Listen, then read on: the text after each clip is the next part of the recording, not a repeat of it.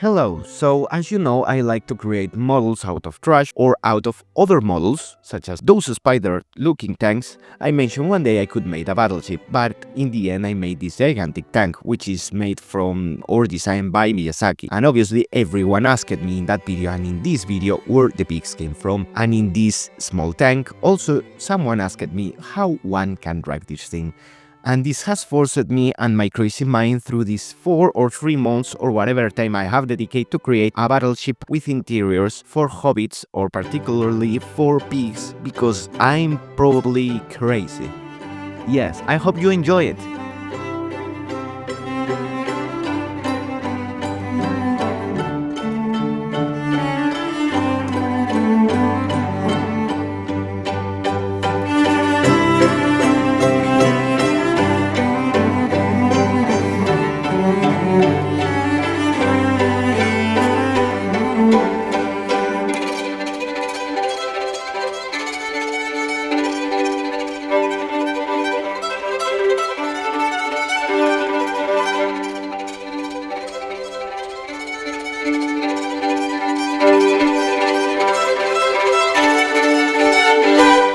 So, Chapter 1. The why and the references. Well, to begin with, I based this project on this tabletop game, which is like Tonks, but with ships. Yeah, like that. You have, or you should have, movable turrets, somehow torpedoes, things, probably not, but I wanted to overcomplicate my life, and also mix all of this with Hayao Miyazaki and different designs. You know, the cool thing about Miyazaki is the fact that he didn't design things to be cartoony. He takes as reference generally things like this.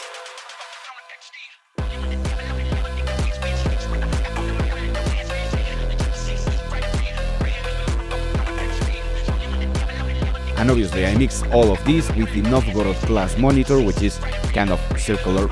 Also the Miyazaki looking turret of the Vizcaya battleship. And well, that's all basically. I love this guy. For now, those are all the references that I have used for this particular project. So well, for building this thing, I have take as base this kind of tin can of Russian salad. By the way, if you are Russian or from the East Europe or East European, do not eat these things because apparently it is like kryptonite for you. For us, it tastes nicely, but for you probably doesn't. Let's go back to the battleship. Well, in this video, I will show you how I have created this guy and the submarine, but not the interiors or the P.I.G.S, because the P.I.G.S I modeled them. The interiors I also have made them, they are already painted, but I cannot show that in this video because it will make this video unnecessarily longer, and YouTube does not like really long videos. So I will really appreciate if you give a like and subscribe, because this video will be recommended, which is a thing that will not happen if the video was longer. And in the future I will drop more parts of this gigantic project and I will do different projects. Let's go back again to building stuff instead of finding excuses. Right now I'm trying to find circular shaped plastic. Like that pumpkin puree from Italy, because we need that flimsy plastic or this sturdy white PVC plastic for the decks. Nevertheless, let's do the torpedoes. You will need a needle, you will need an antennae, metallic antennae, and a lead for the tip of the torpedo. And then we will make more details. For example, elevators. Like this, you glue the tip of the needle, the plastic tip, you glue then the lead on the top, and then you have the torpedo. It's easy to make. After that, it's time to glue the rudders. I will make the rudders using this plastic thing, which came from a Meng mattress, I guess. And we will create these plastic shapes, which will be easy to be cut and be glued here, such as rudders. Again, it's quite straightforward and easy. And then after this, we can jump to another thing. For example, let's do something to the hull, because we need to work in the hull really hard. But let's begin by the beginning. So once that we have the torpedoes and some torpedo bay, I should work on the hull, but I consider that it's better to speak from where this thing came. Well, this came from this kind of UFO Shermans from Planet 51, which look horrible. These tanks are horrible, but the hull It's a good base. I used this in the past to create the first model I ever made out of trash, which was a nuclear power tank for Fallout. And now I'm doing this. That's the reason I could not share with you the beginning and the end, because it was already almost transformed into another thing. And now let's make the chimney. I will use the body of this laser pointer to make the chimney, and I transformed the interiors in my previous video to make this kind of last cannon. I never dropped nothing to the trash, so yeah. And now let's create some turrets for these sides. I will use this kind of plastic thing, which I use for these blue robots as camera covers for the eyes, which were in origin cream, basically cream pots for the face. And then I will use these plastic balls, I will cut them, and we will make turrets. Right now you are seeing one which is operative, but I will show you how to create one. It's easy. You need to make a hole, a big hole, then you need to make another small hole, but again, if you want a turret that moves, rotates, have a cannon that can swingle, if you do not want to overcomplicate as much as me, you do not need to do this, obviously. And then I will put a magnet inside this cannon which in origin was a part of an electrical plug, then glue more magnets inside with baking soda and super glue, which is the kind of most classic technique ever and which always works.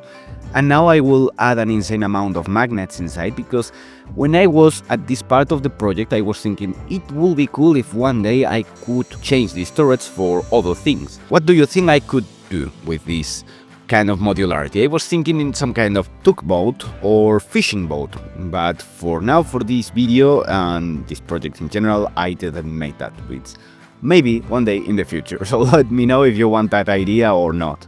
And also the idea of fixing my Fallout nuclear tank one day or not, if you would like that idea. Let's change the subject, let's go back to this actual project. So right now I need to change this thing into another thing that would work better for our purpose. Right now I have covered everything in Eva foam. This is a trick I have learned thanks to Bill from Bill Making Stuff, because the Eva foam will add more volume and also it will allow this plastic, which is horrible, to glue better, because again this plastic is horrible, it's difficult to paint, it's difficult to glue, and the Eva foam has some kind of porosity, it has small holes, and if you use cyanocrolite, super glue, white glue, whatever, it will glue better if you use this Eva foam as a medium. And now my fingers are covered with this. Okay, let's glue more slabs here on the battleship, and basically you need to do this and definitely until you finish, which is gonna be longer than this edition. But you will have something that will look that could float. And right now I also have made all of these immense amount of little holes using the pyrograph, which is generally used for wood, but also it works with plastic.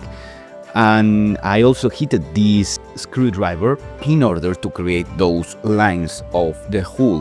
What are those lines of the hull? Well, in U-boats and diesel submarines, usually they are for allowing water to go inside the ship or outside, but obviously in between you have tanks of water, tanks of ballast, because this allows the ship to go down and to go up.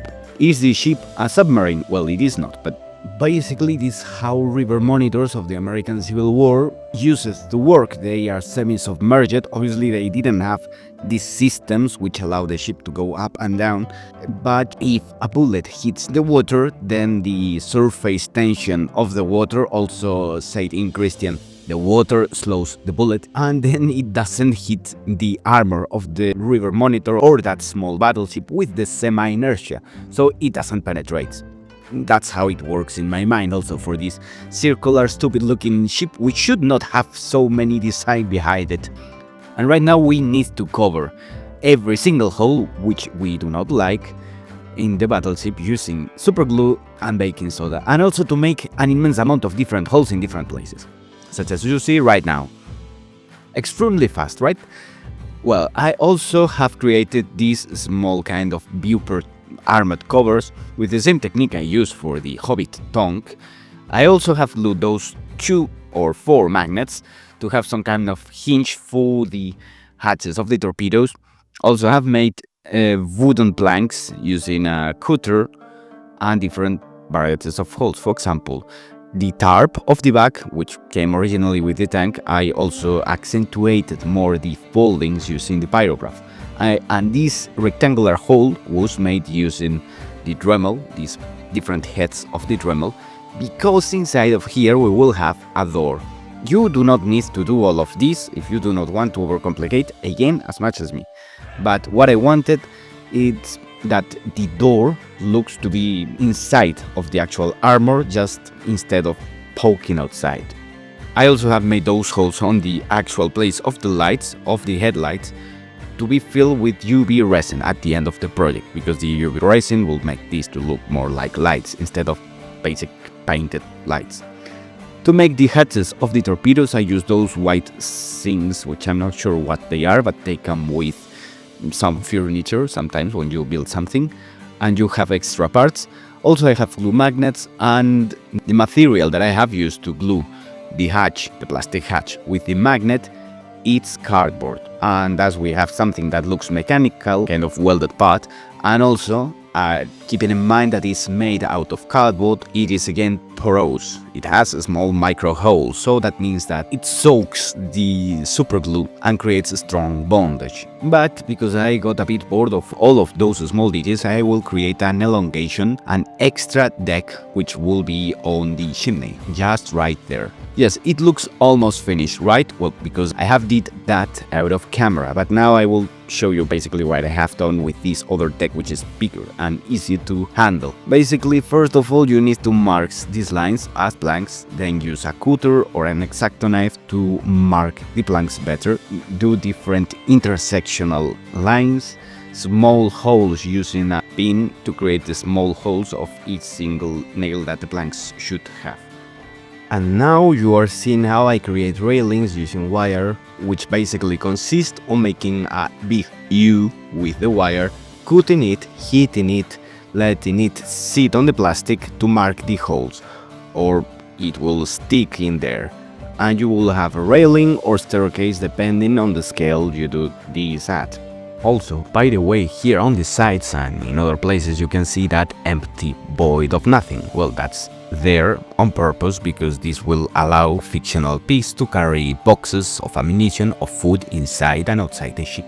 And by the way, speaking about the P.I.G.S, those little things you see are magnets, because I am a weirdo and I like modularity in my models, and for that reason I modeled these P.I.G.S with holes in the feet in order to put these really small magnets, I guess 1mm small magnets, in order for them to be modular. Also, by the way, if you are not interested in this modularity, the hole covers another purpose. You can put there a wire and poke them on a base or whatever and it will be stronger. And now let's make the turret. For the turret, I used those Christmas balls, the original ring turret of the showman, and now I'm working on the actual dome of the turret. First of all, we need holes for the gun and a hole for the hatch. The hatch will come from this pen, and the platform with the guns are this McDonald's round green thing. Those guns came from these other things, which came from a die-cast track. Those are hydraulics, which move a ramp, if I don't recall badly, and you can use it for this because they swingle, they go up and back, and they have almost the perfect size for being a cannon. Also, I glue fake Lego and that metallic circle there using a vast amount of super glue and baking soda, because I want for these turrets to be modular and to be removable without removing the ring for one day putting another different type of turret or a different device on top. And now that line you see crossing the turret, don't do it, because I do that and it didn't convince me. But this part, that thing that I'm signaling with a screwdriver, yes, those little gaps are for aiming. Inside of these turrets in real life you have different optics which allow the aiming of the cannons. And after this, well, let's check if every turret and everything works and moves, and apparently yes, it's time to put a chain on the anchors, and because I can't, I will put here a small amount of wire and then to put this on the anchor. And thanks to this, we now have a pair of beautiful earrings or a pair of beautiful piercings that you can hang from a couple of different places.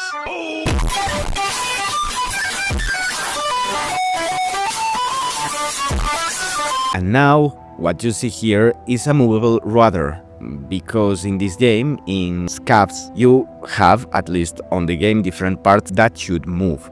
Apparently, at least your rudder can be damaged, and I consider that it's interesting if you can show that. And I use the other part of the hydraulic to make this part that should move. And then I glue all of these to this black looking piece of plastic, which now you will know from where it came, because this is not just a typical regular normal trash, this is premium trash, and you will see that here. Basically, it came from this train. Please, let's take a while to read all of this, okay? First of all, simulating true style, finely detailed, realistic toy train. New edition, every style is fully wonderful. The track can also be assembled more like a something. Nice dignity, speed train, classical steam. Copy, limit, nobleness. Super classical choo-choo, each a railway.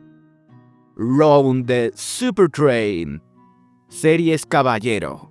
Railroad, power and speed dignity train. So now it's time to use your dignity and it's time to glue your dignity part to this other movable part and glue all of this here. First of all, I will hit this wire, make a pair of holes there, and then glue all of that there, because if you glue that part without any medium, it will break, because again, this orange plastic is trashy, so you need to use tricks. For example, sanding in order for the pieces to remain there more time, or using the classical P.I.G.S system, which consists in making a hole and stab it with something.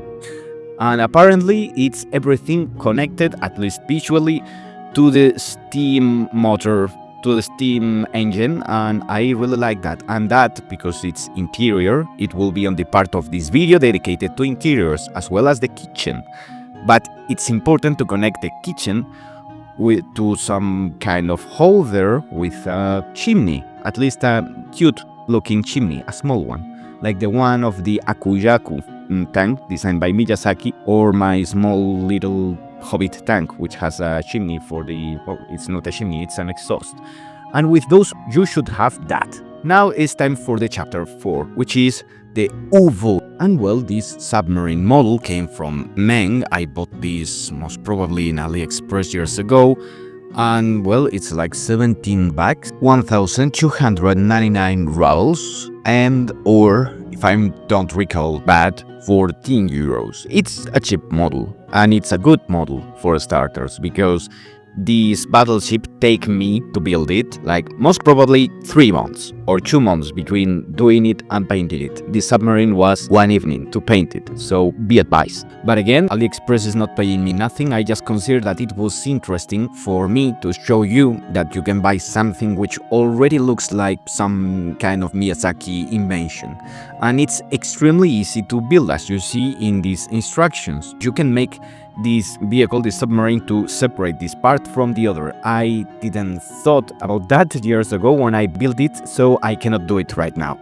But if you want that, just don't glue it. Actually, this model is like the easy kits of Rebel or the easy kits from Warhammer, so it's easy to make. But because it's at this kind of weird scale of the P.I.G.S, I will have to make different things. For example, I cannot use those decals because those are stickers, and because it's another scale, I also made some modifications to this gun. For example, that gun has that magazine and that kind of round shape in the end to indicate that this gun it's automatic. And also I have made a tower for the tower. Yeah, it sounds a bit weird.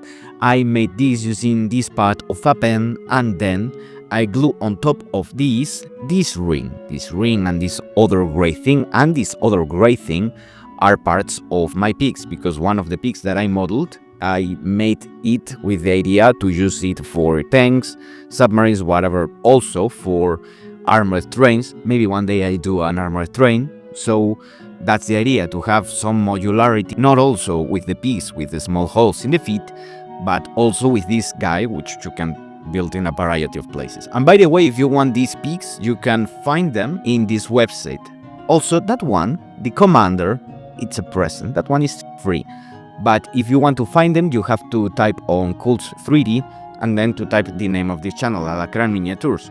But if you type Alacrán Miniatures separated, apparently I don't appear. If you do it all in one go, I appeared. So keep that in mind if you want to find this thing and have your own peaks. Once we have that, it's time to add more details to the tower, because again, this submarine, SMOL, by men, it's made at a weird scale. It's kind of cartoon 100 something scale.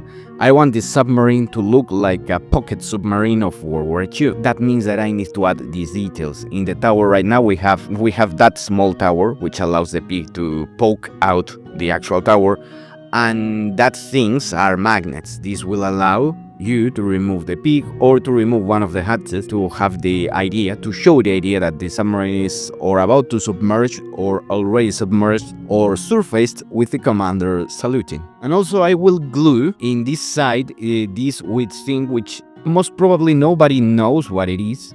I consider that is a kind of searchlight, because it looks like a searchlight. Once did this, glue one of the periscopes, not the two, and then I made this antenna using this part of a lighter, and then gluing this antenna with that ring on top, which reminds me the German antennas of World War II, which for some reason have a weird ring on the mierda.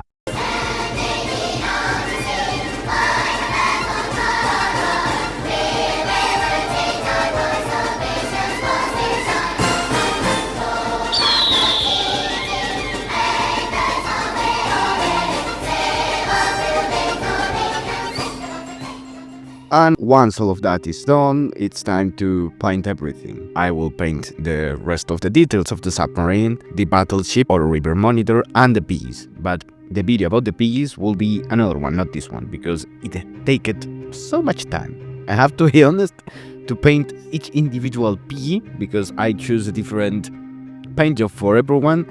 It takes some time and also some techniques which I consider are useful for another video, at least for you. And as always, the paints that I use are generally a primer, which is MIG Rust One Shot, because it's one of the best primers I ever used. For me, it's surprising because it's the only acrylic paint that I ever use which is that strong. Obviously because it's a primer, but again, it's quite strong.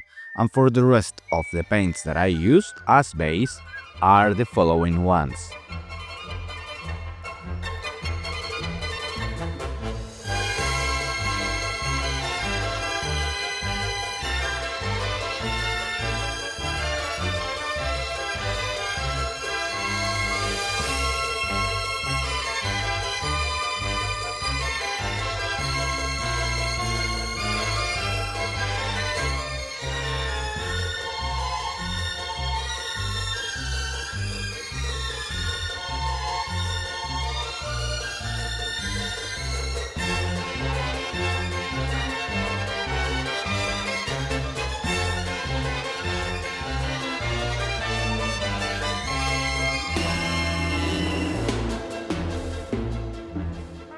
And more or less from this point on, every technique shown here is the same that I use in almost all of my projects, because I learned these techniques and I use them always for everything.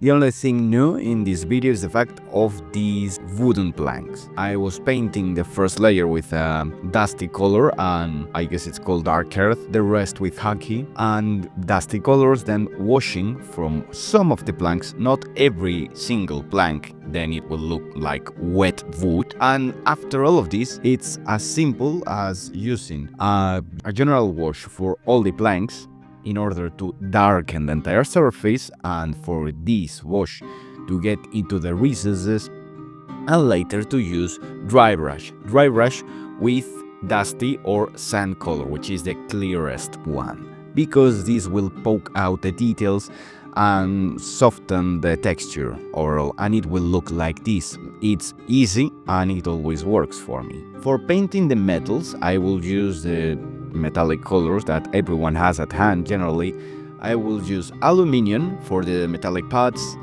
bronze and brass. Particularly for the kitchen or the steam engine, I will do that for the interior part of this video that I will upload one day.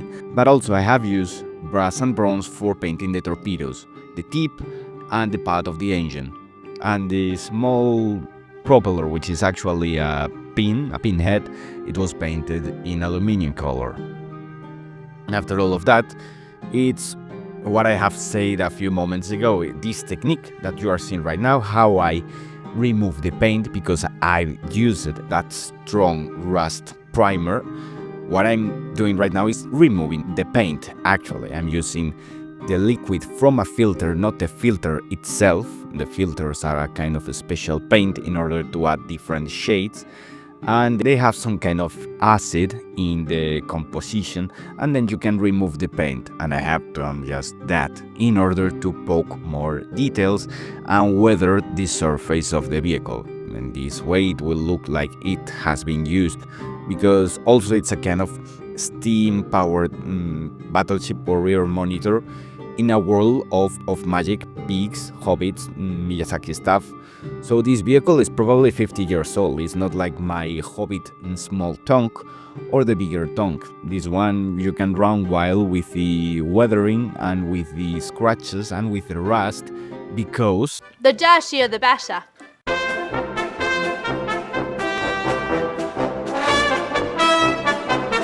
after painting every single nut, every single rivet, every single detail that should have these, now it's time to use the next wash.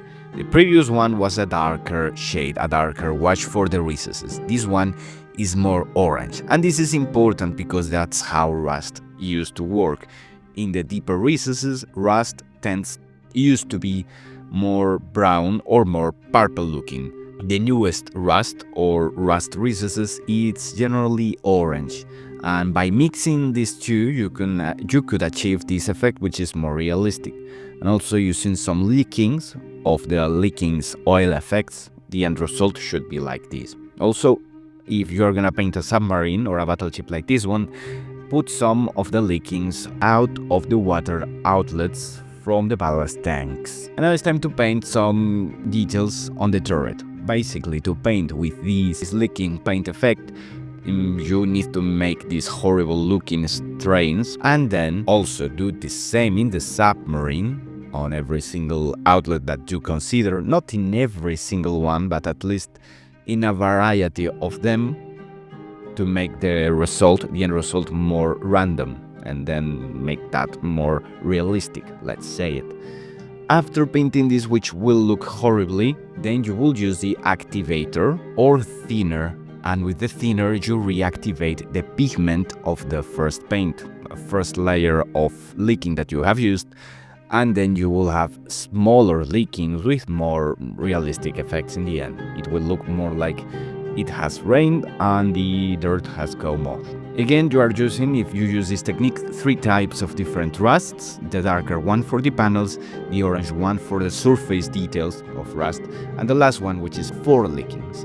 And overall, it's a technique that always works because the end result always pays off. It's a bit tedious, yes. You need to do the same effort 3 times, yes. But again, the results are these, and at least to myself, they work. And now with the airbrush, I will paint burnt effects and also dirt effects of the coal on the engine room and on the tip of the guns. Then it's basically to varnish everything to protect this paint because it's atomized, so it's less strong than other types of paint. After that, it's only to put some decals. I just wanted to put some numbers there, and in the submarine the same. I wanted some numbers to add more variety or more interesting details to look at. And later it's time to paint some glass. You can paint glass using black and then gloss varnish. And for the actual lights of the battleship and the submarine, I use UV resin, as you are seeing right now. Then curing set resin with a UV light. You can use the biggest UV light ever, also known as sun. And then I will paint over this UV resin with this Tamiya XF26 paint, which is orange. And because it's orange, if you do not cover completely the lens, it will look like it's a really old light or lens. And that's all, at least for now.